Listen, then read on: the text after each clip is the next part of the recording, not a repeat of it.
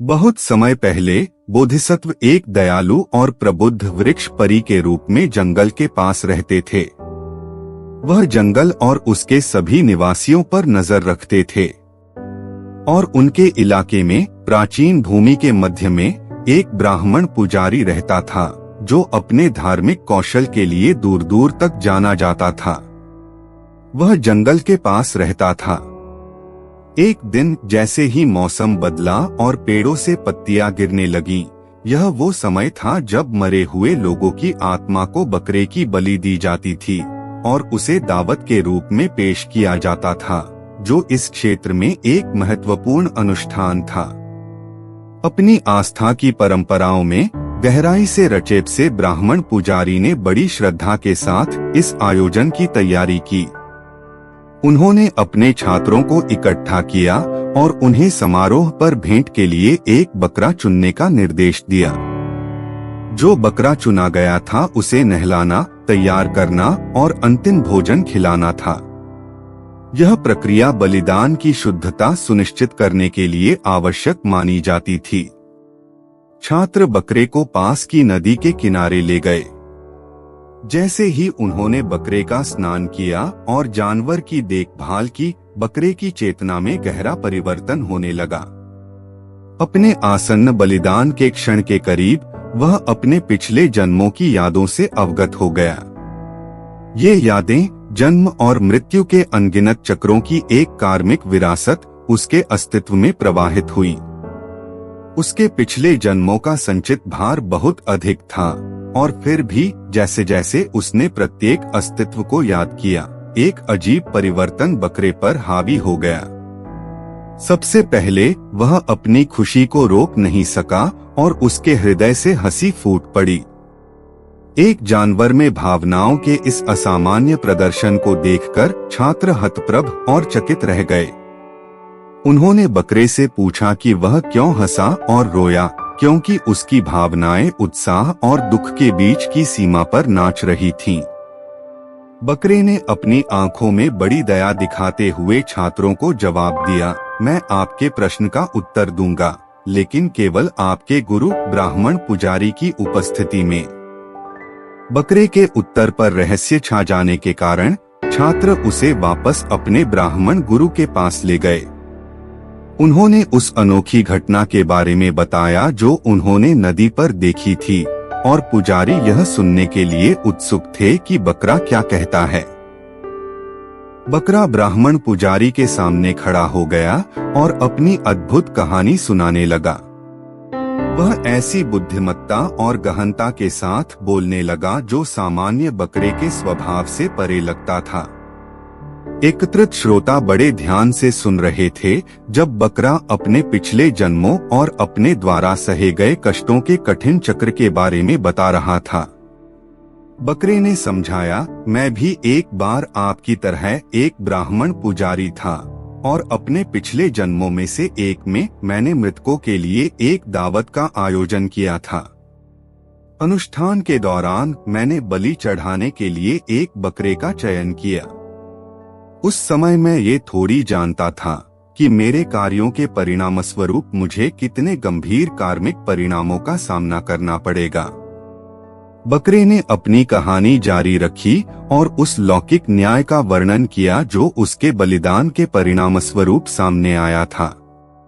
दूसरे की जान लेने में उनकी भूमिका के लिए उन्हें 500 पुनर्जन्मों को सहने की सजा दी गई थी, जिनमें से प्रत्येक का अंत दुखद रूप से उनके सिर को उनके शरीर से अलग करने के साथ हुआ।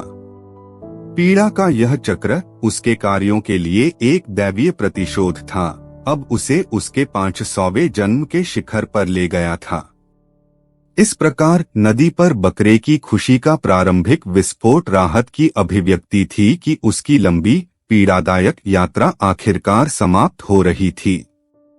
जैसे ही बकरे ने अपनी कहानी साझा की, ब्राह्मण पुजारी की आंखें समझ से चौड़ी हो गईं और उन्हें उस क्षण के गहन महत्व का एहसास हुआ। बकरे की कहानी न केवल एक व्यक्तिगत रहस्योद्घाटन थी, बल्कि कर्म के सार्वभौमिक नियम और किसी के कार्यों के नैतिक परिणामों की भी याद दिलाती थी। हालांकि बकरे की भावनाएं एक बार फिर बदल गईं और उसकी आंखों में आंसू आ गए। ये उसकी अपनी आसन्न मृत्यु के दुहक के आंसू नहीं थे, बल्कि ब्राह्मण पुजारी के प्रति करुणा के आंसू थे। बकरे की नई बुद्धि ने उसे यह देखने की अनुमति दी कि बकरे की बलि देने के इरादे के कारण पुजारी को जल्द ही इसी तरह के कर्म भाग्य का सामना करना पड़ेगा। बड़ी विनम्रता और सहानुभूति के साथ बकरे ने ब्राह्मण पुजारी को संबोधित करते हुए कहा, मैं करुणा के विलाप में रोता हूँ क्योंकि मैं देख रहा हूँ कि आप किस रास्ते पर हैं, प्रिय पुजारी। जैसे मैं एक बार एक ब्राह्मण था जिसने मृतकों के लिए एक दावत आयोजित की थी और मुझे कष्ट सहना पड़ा था। परिणाम मेरी जान लेने के बाद आपको भी अपने कर्मों का सामना करना पड़ेगा।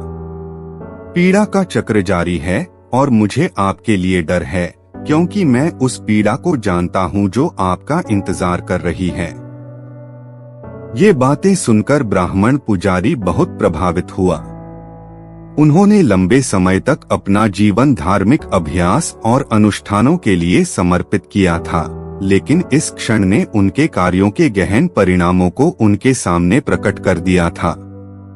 यह एक रहस्योद्घाटन था जो भौतिक दुनिया से परे और आत्मा के दायरे और कारण और प्रभाव के शाश्वत नियम तक फैला हुआ था। बकरे की कहानी और उसकी आंखों में करुणा से प्रभावित होकर पुजारी ने अपनी कार्यप्रणाली बदलने का संकल्प लिया। उसने बकरे को न मारने का फैसला किया और उसे नुकसान से बचाने की कसम खाई। उस पल में पुजारी का दिल उसके कंधों पर पड़ी नैतिक जिम्मेदारी के भार से छू गया। फिर भी बकरे ने, जिसके पास अब अनगिनत जन्मों का ज्ञान था, जानता था कि कर्म का पहिया अथक था। वह समझ गया कि उसकी मृत्यु कोई ऐसी चीज नहीं थी जिसे पुजारी रोक सकता था, भले ही उसका इरादा कितना भी अच्छा क्यों न हो। अपने भाग्य को सहजता से स्वीकार करते हुए बकरे ने पुजारी की सुरक्षा की पेशकश को अस्वीकार कर दिया और कहा, चाहे आप कुछ भी करें, प्रिय पुजारी, मैं उन कर्म बंधनों से बच नहीं सकता जो मुझे बांधते हैं। मेरे अंतिम क्षण निकट आ गए हैं और कुछ भी नहीं बदल सकता है। इन शब्दों के साथ बकरे को आजाद कर दिया गया और वह अपने पिछले जन्मों का ज्ञान और अपने रास्ते में आने वाले लोगों को दिए गए गहन सबक को लेकर जंगल में भटक गया। जैसे ही बकरा जंगल के गहराई में गया, एक महत्वपूर्ण घटना घटी। अप्रत्याशित और भयंकर बिजली का एक झटका पास की एक चट्टान पर अविश्वसनीय ताकत से गिरा, जिससे वह टुकड़े टुकड़े हो गई। इनमें से एक टुकड़े ने बिजली के प्रकोप से प्रेरित होकर बेहद सटीकता से अपना निशान पाया, जिससे बकरे का सिर उसके शरीर से अलग हो गया। जैसे ही बकरे की जीवन शक्ति क्षीण हो गई और उसकी अंतिम सांस उसके होठों से निकल गई, वृक्ष परी बोधिसत्व, जिसने शुरू से ही इन घटनाओं को देखा था, ने एक चमत्कारी कार्य किया। दैवीय शक्ति के प्रदर्शन में वह मध्य हवा में पालथी मारकर बैठा हुआ, मानो पृथ्वी और स्वर्ग के बीच मंडरा रहा हो। यह एक मंत्रमुग्ध कर देने वाला दृश्य था जिसने वहां मौजूद सभी लोगों का ध्यान अपनी ओर खींच लिया। बोधिसत्व घटनास्थल पर एकत्रित लोगों की भीड़ के साथ एक गहरा संदेश साझा करते हुए प्रकट हुए थे। वह घटित घटनाओं से प्रभावित हुए थे, विशेषकर बकरे की उल्लेखनीय कहानी और उसके आत्मबलिदान के कार्य से। यह एक ऐसा क्षण था जिसने समस्त जीवन के अंतर संबंध और पीड़ा के सामने करुणा की शक्ति को प्रकट किया। बोधिसत्व की आवाज उस ज्ञान से गूंजती थी जो सुनने वालों की सामान्य समझ से परे था। उन्होंने बोलना शुरू किया और उनके शब्दों में एक ऐसा प्रभाव था जो मानव हृदय और आत्मा की गहराई तक पहुंच गया। मेरे साथी प्राणियों, बोधिसत्व ने शुरू किया, आज आपने जो देखा है वह हमारे कार्यों के परिणामों का एक शक्तिशाली अनुस्मारक है। कर्म का नियम एक सार्वभौमिक सत्य है जो जन्म और मृत्यु के चक्र को नियंत्रित करता है। बकरे की तरह उसका पिछला जीवन उसके कर्मों के बोझ से बंधा हुआ था और उसे अनगिनत पुनर्जन्मों का सामना करना पड़ा। उसी प्रकार हम सभी भी अपने कर्मों का बोझ ढोते हैं। भीड़ गंभीर मौन में खड़ी थी। उनके दिल बकरे की कहानी और बोधिसत्व के शब्दों के बोझ से भारी थे। बोधिसत्व ने आगे कहा, दुख के चक्र को केवल समझ, करुणा और सही कार्रवाई के माध्यम से तोड़ा जा सकता है। हमारे कार्यों के नैतिक और आध्यात्मिक निहितार्थ को समझे बिना केवल अनुष्ठानों और परंपराओं का पालन करना पर्याप्त नहीं है।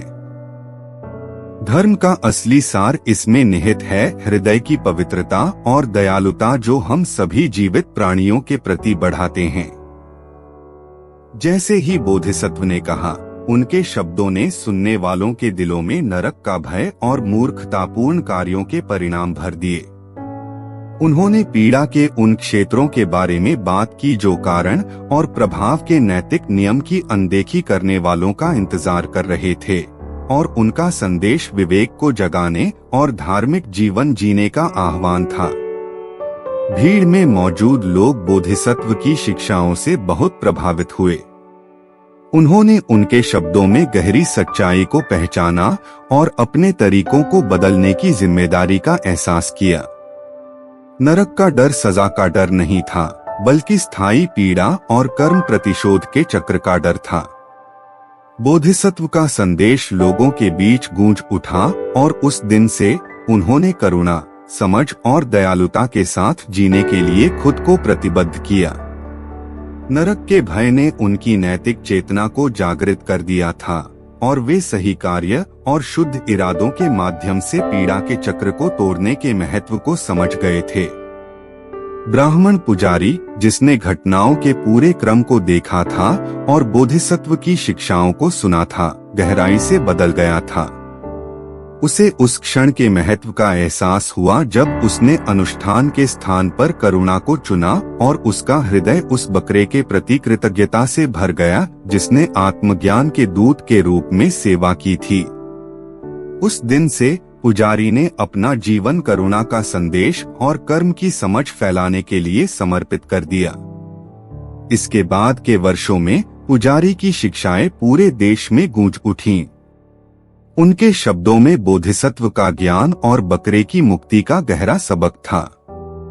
जो लोग बकरे की बलि के स्थान पर एकत्र हुए थे, वे करुणा और धार्मिकता के प्रतीक बन गए और दूसरों को नैतिक अखंडता के मार्ग पर चलने के लिए प्रेरित किया। बकरे, बोधिसत्व और ब्राह्मण पुजारी के परिवर्तन की कहानी देश में एक पौराणिक कहानी बन गई। इसने सभी जीवन के अंतर संबंध और पीड़ा के चक्र को तोड़ने के लिए करुणा की शक्ति की एक शाश्वत अनुस्मारक के रूप में कार्य किया। यह इस तथ्य का प्रमाण था कि कर्म प्रतिशोध के सामने भी समझ और दयालुता की रोशनी उज्जवल रूप से चमक सकती है, जो जीवन के मार्ग को रोशन कर सकती है।